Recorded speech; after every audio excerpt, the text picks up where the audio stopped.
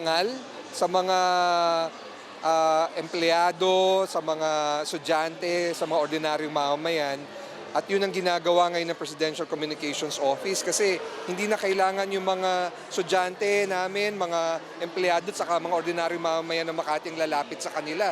Yung PCO na mismo ang lumapit at nagpunta dito sa universidad. Again, we would like to thank the Presidential Communications Office for giving UMAC an opportunity to actually witness firsthand the work that the PCO is doing in informing the people kung ano ba yung mga programa ng ating pamahalaan.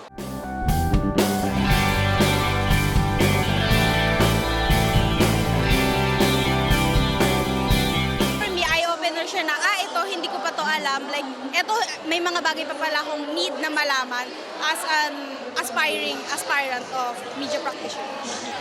Actually, nakaka-excite po na makita tong event na to kasi parang nagkaroon po ako ng opportunity para mabigyan po ulit ako ng chance since nagka-pandemic para ipahayag yung parang inner potential ko when it comes to speaking po. And it's a great opportunity for us students din po.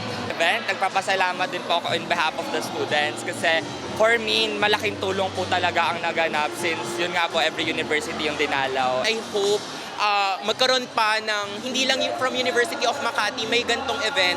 I hope sa iba't ibang panindag bansa magkaroon pa ng seminar or mga booth para ma-experience din ng ibang students.